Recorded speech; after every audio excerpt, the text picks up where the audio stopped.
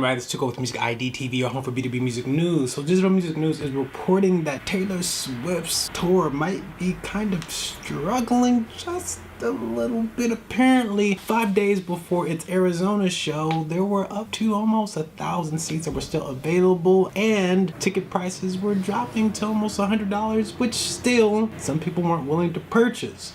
Now, one of the real kickers in this report is the fact that in Miami, Taylor Swift tickets are potentially going for about $25 on Stubhub, which doesn't start until August, which is interesting because now there's a couple of elements that you should consider here, or I care to even consider, and why I'm even reporting on this. The reason why I'm reporting on this is because through the channel, I'd like to try and give people a little bit of story here, story there, story there, story there, but there is an overall encompassing picture of things and stories that start to bump into each other and that start to kind of give you some results and effects of them. And when you see something like Taylor Swift going from selling tickets for upwards of $1,000 to having almost upwards of 1,000 seats available in her concerts, that lets you know that things are changing. I can't just say that it's just Taylor's popularity falling, because I don't know that to be necessarily true. I do believe people are engaging a lot more fragmented in music. So there are people who engage in popular tours and popular artists that don't engage in Taylor Swift at all and don't really have to anymore, because the way social media sets things up, you almost don't have to even be aware of what some other artist or someone else is doing besides the people that you actually follow and engage in. And if that is taking away from Taylor Swift's potential growth with her tour, that's something to pay attention to. Now, this would be based off of the fact that, okay, you know, rap is becoming the #1 genre in the music industry, and so maybe pop artists are having a tough time. We've talked about iHeartRadio filing for bankruptcy and all that, but then the article also goes on to mention how Jay-Z's 444 tour was having a couple of issues as well, some tickets in certain markets going for about $10. Also alluding to why Jay-Z might be going on tour with Beyonce in this report. That makes a little bit of sense if that was the case. I didn't realize that even happened, because 444 to me is a hip-hop classic. But there is an issue because you have festivals who have major lineups that are doing really well and are very popular. I would spend my money on a festival before a one-act person because you get the best of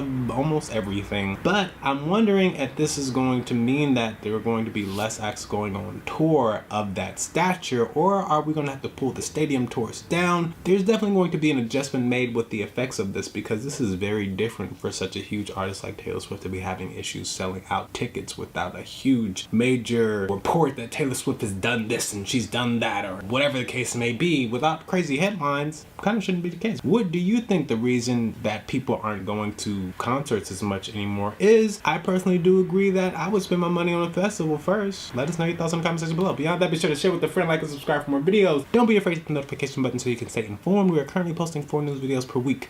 Once again, my name is Nicole with MUSIK ID TV, your home for B2B music news. The system's trying to keep me underground, but you can bet your best bet they will not keep me down. Ain't frontin' for no camera, had no silver spoon, but I'ma show you what that kind of pain to do to you. It's fuel to the fire, flame to my feet. Tired of